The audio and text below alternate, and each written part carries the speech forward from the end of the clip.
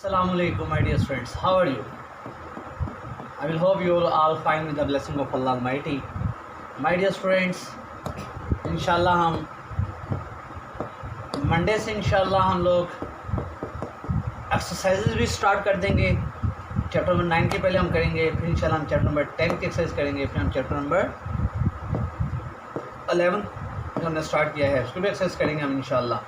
साथ साथ हमारे लेसन चलते रहेंगे और साथ साथ हम कुछ पोर्शन, कुछ टाइम ऑफ पीरियड हम किसको दिया करेंगे, अपनी एक्सरसाइज को दिया करेंगे। Okay, so now today we will start our new chapter 11 chemistry 10 class and lesson number 33, and the name of the topic is introduction to organic chemistry and organic compounds। आज हम सीखेंगे कि ऑर्गेनिक केमिस्ट्री क्या होती है और ये organic compounds क्या होते हैं। माय डियर स्टूडेंट्स, हम आपको इंट्रोडक्शन ऑफ ऑर्गेनिक केमिस्ट्री देता हूँ। ऑर्गेनिक केमिस्ट्री है क्या? What is the history of organic chemistry? Initially at the beginning, at the start, before 1828 लोग ख्याल करते थे कि जो लिविंग ऑर्गेनिजम्स की स्टडी होती है वो ऑर्गेनिक कंपाउंड कहलाते हैं। और living organism at that time only plants और एनिमल्स को कंसीडर किया जाता था कि जो प्लांट्स और एनिमल में जो कंपाउंड्स पाए जाते हैं वो कंपाउंड्स क्या कहलाते हैं जी? Organic compounds. ये इनिशियली कॉन्सेप्ट था बिफोर 1828। माय डियर स्टूडेंट्स, एक और बात याद रखिएगा कि जो ऑर्गेनिक का वर्ड है, द वर्ड ऑफ ऑर्गेनिक, ये जो ऑर्गेनिक का लफ्ज़ है ये सिग्निफाई करता है किसको? लाइफ को। The study of life is actually the study of organic compound. तो जो ऑर्गेनिक वर्ड है वो किसको सिग्निफाई कर रहा है जी? लाइफ को। फिर हिस्ट्री में एक साइंटिस्ट आया, लेवाइजर ने कहा कि जो कंपाउंड्स प्लांट्स में पाए जाते हैं वो ज़्यादातर कार्बन, हाइड्रोजन और ऑक्सीजन के बने होते हैं। जबकि उसने ये भी बताया कि एनिमल्स के जो कंपाउंड्स होते हैं वो ज़्यादातर carbon, hydrogen, oxygen, sulphur, nitrogen और फास्फोरस के बने होते हैं। ये concept my dear student Lavoisier का है। लेवाइजियर कहता है कि plants, the most of the compound of plants are made up of carbon, hydrogen and oxygen element, and most of the animal compounds are made up of carbon, hydrogen, oxygen, sulfur, nitrogen and phosphorus। My dear students, organic compound की history में फिर in the start of 19th century जब होता है तो एक Swedish chemist आता है जिसका नाम है जैकोब बेrzelius। जैकोब बेrzelius एक बहुत इम्पोर्टेंट स्टेप लेता है ऑर्गेनिक केमिस्ट्री के लिए। वो एक थ्योरी पुट फॉरवर्ड कर देता है जिस थ्योरी का नाम है वाइटल फोर्स थ्योरी। बोर्ड में शॉर्ट भी आता है जी, डिफाइन वाइटल फोर्स थ्योरी। ये मैंने उसकी फुल फ्लेज डेफिनेशन लिखी है जी। According to vital force theory, जो ऑर्गेनिक कंपाउंड होते हैं कुड नॉट बी प्रिपेयर्ड, उनको तैयार नहीं किया जा सकता इन द लेबोरेटरी में। My dear student, vital force theory का पहला कॉन्सेप्ट ये था कि ऑर्गेनिक कंपाउंड को पॉसिबल नहीं है कि इंसान लैब के अंदर तैयार कर सके। क्यों नहीं तैयार कर सकता? आगे उसकी रीज़न भी दी कि ऑर्गेनिक कंपाउंड को लैब के अंदर क्यों नहीं तैयार किया जा सकता। बिकॉज क्योंकि they were suppose to be synthesized, क्योंकि साइंटिस्ट ख्याल करते थे कि ऑर्गेनिक कंपाउंड तैयार होते हैं under the influence of a mysterious force. एक बड़ी हैरानकुन ताकत होती है, एक जादुई ताकत होती है, मिस्टीरियस फोर्स है जिस फोर्स का नाम डाला गया वाइटल फोर्स। उन्होंने कहा जो ऑर्गेनिक कंपाउंड लैब में तैयार नहीं हो सकते क्योंकि ऑर्गेनिक कंपाउंड तैयार होते हैं एक बहुत हैरानकुन ताकत की वजह से जिसे वाइटल फोर्स कहते हैं।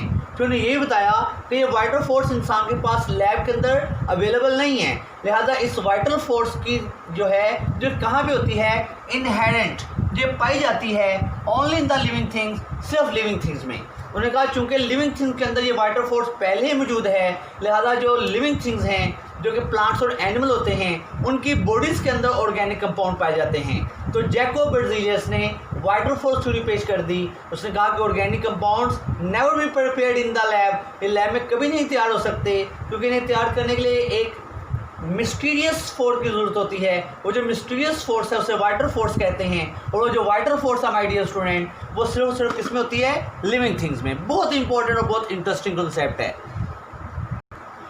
माय डियर स्टूडेंट्स, हम हिस्ट्री ऑफ ऑर्गेनिक कंपाउंड पढ़ रहे हैं जी, ठीक है।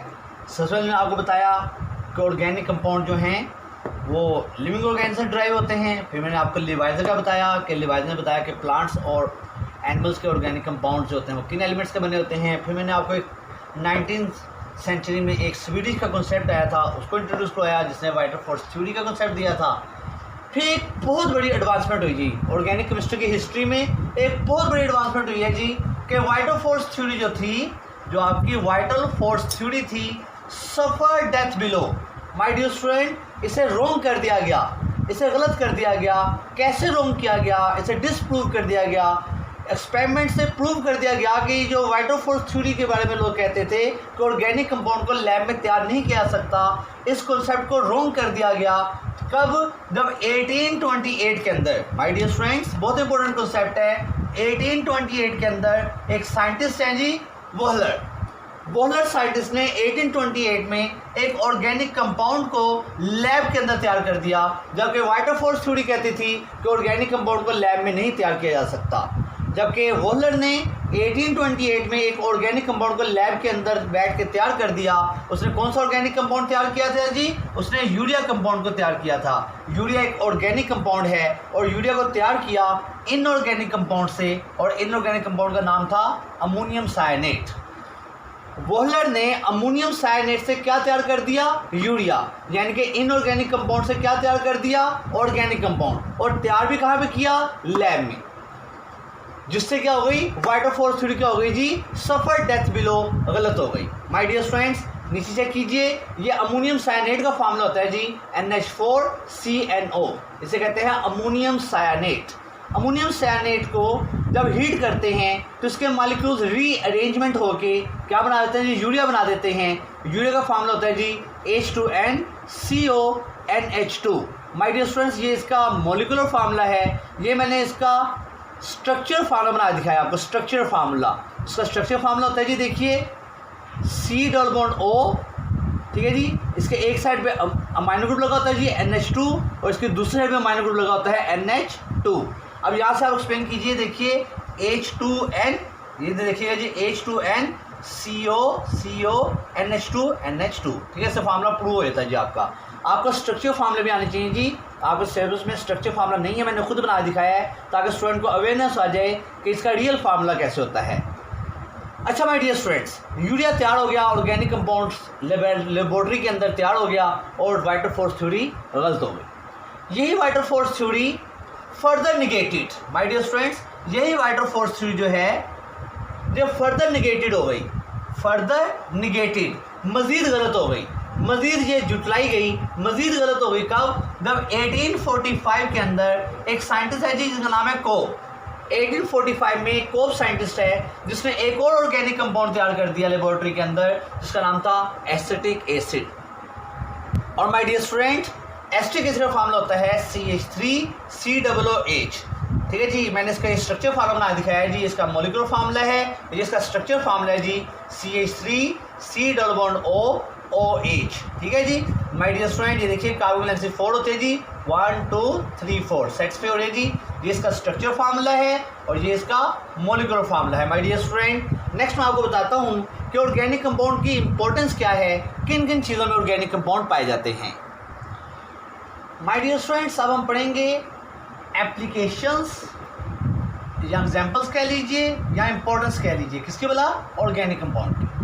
ऑर्गेनिक कंपाउंड्स की एप्लीकेशन, एग्जाम्पल, इंपॉर्टेंस क्या है? ये बहुत बड़ी ब्रांच है, इतनी बड़ी ब्रांच है कि हमने ऑर्गेनिक कंपाउंड्स के ऊपर, ऑर्गेनिक केमिस्ट्री के ऊपर हीप्स ऑफ द बुक्स, ठीक है जी, बंडल ऑफ बुक्स इसके ऊपर my dear students written form में अवेलेबल हैं।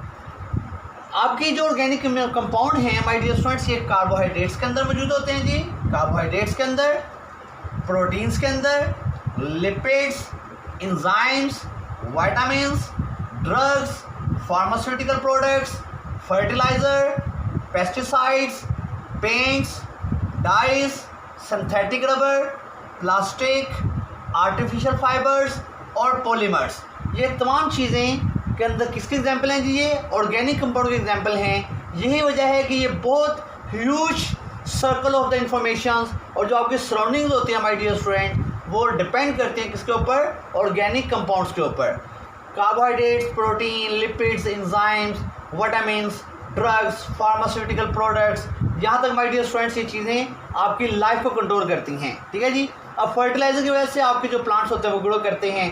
ठीक है जी माय डियर। पेस्टिसाइड जो होती हैं ये जर्म्स को किल करती हैं। तो यहाँ तक जो है वो सारी बातें किसकी हो रही हैं? लाइफ की हो रही हैं। इसके बाद जो केमिस्ट्री शुरू हो गई है, देखिए वो लाइफ की जो सराउंडिंग है जो उसे ब्यूटीफुल करती है, उसकी चार्मिंग एबिलिटी को इन्हांस करती है, जैसे paints, dyes, synthetic rubber, plastic, artificial fibres और पॉलीमर्स, ये तमाम चीज़ें करती हैं। ये आपकी आउटसाइड लुक को बेहतर करती हैं। इसके अलावा जो आपके ड्रेस मेकिंग क्वालिटी हैं उसको चीप करती हैं और उसकी क्वालिटी को इम्प्रूव करती हैं।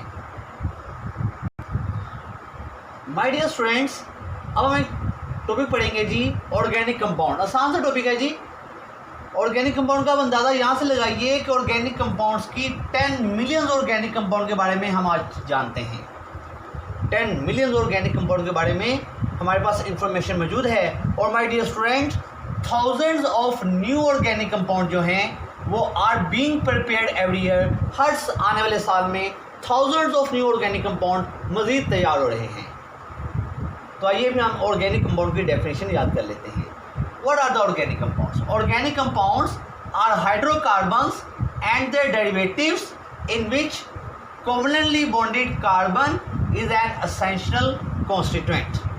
ऑर्गेनिक कंपाउंड एक हाइड्रोकार्बन्स होते हैं या हाइड्रोकार्बन्स के डेरिवेटिव्स होते हैं। डेरिवेटिव्स कहते हैं जी जिसमें हम हाइड्रोकार्बन्स की हाइड्रोजन को चेंज करके कोई और एलिमेंट लगा लेते हैं, उसे डेरिवेटिव कहते हैं।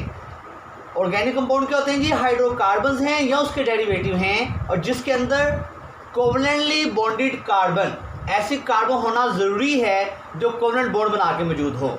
एसेंशियल कॉन्स्टिट्यूएंट कहते हैं, लाजमी हिस्सा है। ऑर्गेनिक कंपाउंड में carbon as a essential constituent होता है जी, लाजमी हिस्सा होता है ऑर्गेनिक कंपाउंड का। ओके माय डियर स्टूडेंट, चलें एक और डेफिनेशन याद करते हैं जी ऑर्गेनिक केमिस्ट्री की। ऑर्गेनिक केमिस्ट्री डेफिनेशन आप 9th क्लास में याद कर भी चुके हैं। My dear student, organic chemistry कहते हैं the branch of chemistry that deal with the study of hydrocarbons and their derivatives. ठीक है जी।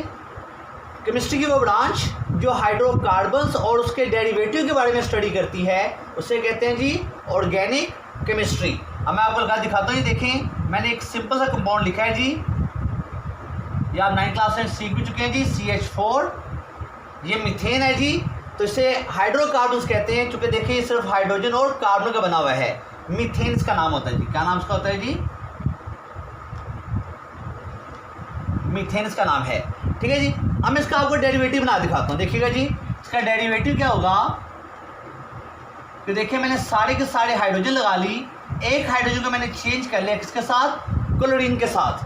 तब इसका नाम हो जाएगा क्लोरोमीथेन। अब ये क्या बन जाएगा? डेरिवेटिव बन जाएगा। ये क्या बन जाएगा जी? डेरिवेटिव। डेरिवेटिव कहते हैं जिसमें हाइड्रोकार्बन के एक हाइड्रोजन को किसी और एलिमेंट से चेंज कर दें। इसका नाम होगा जी क्लोरोमीथेन। क्या नाम होगा इसका जी? का नाम है क्लोरोमीथेन। ठीक है जी। देखिए ऑर्गेनिक केमिस्ट्री क्या होता है? ब्रांच ऑफ केमिस्ट्री है जो डील करती है हाइड्रोकार्बन्स के साथ और उसके डेरिवेटिव के साथ। ये मैंने एक हाइड्रोकार्बन दिखाया है और ये मैंने साथ उसका एक डेरिवेटिव बना दिया है। डेरिवेटिव कहते हैं जिसमें हम हाइड्रोकार्बन के हाइड्रोजन को किसी और एलिमेंट से क्या कर दें? चेंज कर दें। माय डियर स्टूडेंट, अब हम आखिरी छोटे से डेफिनेशन देखते हैं जी हाइड्रोकार्बन क्या होते हैं जी। हाइड्रोकार्बन कहते हैं only the compound of carbon and hydrogen. सिर्फ ऐसे कंपाउंड जिनमें सिर्फ और सिर्फ कार्बन और हाइड्रोजन मौजूद हो उन्हें हाइड्रोकार्बन कहते हैं। जैसे एग्जांपल देख लीजिए मीथेन। तो मीथेन एक हाइड्रोकार्बन है क्योंकि ये सिर्फ और सिर्फ कार्बन और हाइड्रोजन के ऊपर बना हुआ है। मीथेन क्या जी? एक हाइड्रोकार्बन है। Okay my dear student, my dear students, at the end of the day, आज के आखिरी हिस्से में हम आपको ये बताएंगे कि कुछ ऐसे कार्बन कंपाउंड्स हैं जिनमें कार्बन तो है, कुछ ऐसे हमारे पास कार्बन कंपाउंड्स हैं जिनमें कार्बन तो है लेकिन फिर भी ऑर्गेनिक कंपाउंड में स्टडी नहीं किए जाते। उनके एग्जांपल आप लर्न करेंगे जी। देखिएगा जी, ऑक्साइड ऑफ कार्बन जो होते हैं जैसे कार्बन मोनोऑक्साइड और कार्बन डाइऑक्साइड। ऐसे माय डियर स्टूडेंट जो कार्बोनेट्स होते हैं जैसे CO3, कार्बोनेट्स, बाइकार्बोनेट्स ये होते हैं जी HCO3, इसकी वैलेंसी -1 होती है, इसकी वैलेंसी -2 होती है। ऐसे माय डियर स्टूडेंट कार्बाइड्स, इसकी वैलेंसी -4 होती है। ये जो कंपाउंड्स हैं जी इन सब में देखिए कार्बन है, लिखा हुआ है जी these all are carbon compound, ये सारे कार्बन कंपाउंड हैं but not treated as organic compound, लेकिन हम इनके साथ ऑर्गेनिक कंपाउंड जैसा सलूक नहीं करते। वाई, क्यों नहीं करते जी, क्यों नहीं करते? तो इस क्यों नहीं का आंसर ये है बिकॉज वजह ये है कि इन तमाम कंपाउंड की जो प्रॉपर्टीज़ हैं, देयर प्रॉपर्टीज़, इनकी जो प्रॉपर्टीज़ हैं आर क्वाइट डिफरेंट, वो बिल्कुल मुख्तलिफ होती हैं, मुकम्मल तौर पे अलहदा होती हैं from those of organic compound, organic compound की प्रॉपर्टी से। माय डियर स्टूडेंट, इन तमाम की जो प्रॉपर्टीज़ हैं वो ऑर्गेनिक कंपाउंड से मैच नहीं करती, लिहाजा इनमें कार्बन तो है लेकिन हम इनको as a organic compound treat नहीं करेंगे। ऐसी कौन सी प्रॉपर्टी हैं हम इंशाल्लाह नेक्स्ट चैप्टर के पोर्शन में जाके इसको स्टडी करेंगे कि ऐसी कौन सी प्रॉपर्टी कि हम इनको ऑर्गेनिक कंपाउंड में कंसीडर नहीं करते। माय डियर स्टूडेंट्स, आज के लिए इतना ही। अब मैं आपको आज की होम टास्क बताता हूँ जी। माय डियर स्टूडेंट्स, अब हम करेंगे home task of the today. आज हम क्या करेंगे जी, वाटर फोर्स की डेफिनेशन करेंगे। My dear students, why vital force theory fail, vital force theory क्यों फेल हो गई? तो सवाल ऐसे भी आया हुआ है, right disadvantage of vital force theory. एक सवाल ऐसे भी आ सकता है, right drawback of vital force theory. My dear students, इसमें आप वोलर वाली बात भी लिखेंगे और साथ में कोक वाली बात भी लिखेंगे, ठीक है जी।